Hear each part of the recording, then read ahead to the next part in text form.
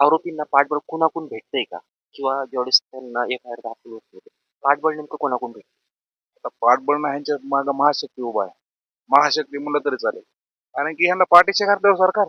अहो जरी साधी एफ-आय-आर गोष्ट काय म्हणजे एफ-आय-आर म्हणजे साधी गोष्ट आहे ना एफ-आय-आर म्हणजे.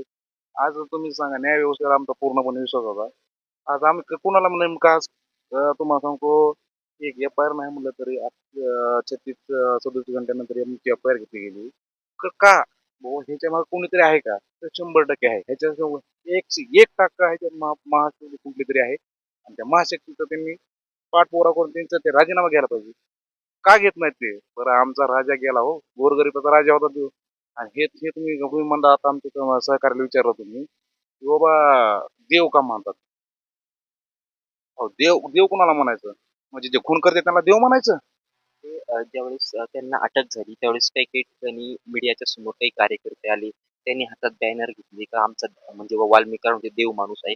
नेमकी त्यांची हिस्ट्री काय? असं काय केलेलं आहे त्यांनी की त्यांना देव माणूस म्हणता? आता हो का आम्हाला तर माहित नाही देव आहे तर कोण आहे. आमचा राजा देव होता ते आम्हाला माहित आहे. कारण ते जनतेतला होता ते आणि गोरगरिबासाठी लढत होता. ते देव होता का? 302 मधला आरोपी जर देव असेल, तर आमचा राजा तर देवापेक्षा महादेव झाला.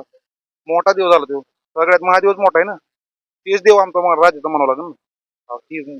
मी म्हणतो नाही की किती किती हे कुठं चाललंय ते आपलं महाराष्ट्र हेच कळत नाही मला. कोणाला देव मानतेत आणि कोणाला नाही. हेच का? कोणी ज्या माणूस निर्गुण हत्या झाली हो. जर 2 आणि 3 तासात माणसाची बॉडी देतात तुम्ही हातात काय? आणि ते जे खून करते त्यांना तुम्ही देव मानतात. म्हणजे किती कुठं चाललंय? म्हणजे अक्षरशः आम्हाला सांगतो असं डोक्यात सुद्धा येत नाही. तुम्ही असं लोकांनी तुमच्या माध्यमातून आम्ही ऐकत होतो, की आम्ही देव आहेत ते देव आहेत ते. कशामुळे? की कोणते देव कसला काय? देव-बिव कोण नाही. तुमच्या गळ्यात आरामशीर माळा लोक आहे, आहे. गळ्यात माळा आहे, डोक्याला टिळा आहे. अहो हे काय?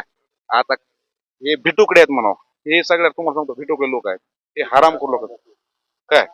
आणि असे लोक हे काय हो का कुणाचे हे नसतात. तुम्हाला सांगतो ना त्यांच्या समाजात सुद्धा नाहीत, ना कुठल्या आपल्या ह्याचे नाहीत. कोणा ह्यांना संत बिंत काही नाहीत. हे आरोपी आहेत, हे आरोपीच राहणार. वाल्मिक कराड असतील किंवा आता जी पकडलेले जे आरोपी आहेत किंवा वाल्मिक कराडांबद्दल जर सांगायचं ठरलं तर यांचं काम काय, यांचा व्यवसाय काय, एकंदरीत तुम्हाला काय माहिती? नाही आता कसं आमच्या गावाला तसं कुणालाच माहित नाही. कारण की त्यांचा आणि आमचा कधी अर्थार्थी संबंधच आला नाही. आमच्या गावकऱ्या आमचे आमचं खंडणी तुम्ही म्हणताय. खंडणीचं कसं आहे आता खंडणी ते बाकीचे त्यांचे कोणचे त्यांचे ते 10-5 पाळलेले कुत्रे आहेत ते आले होते. त्या कुत्र्यामुळे आज आमचा राजा गेला ना. त्या कुत्र्यामुळे आमचा राजा गेला. ते 10-5 जे आले कोण सोडलेले त्यांच्यामुळे राजा गेला ना आमचा. आणि जर ते त्यांना जर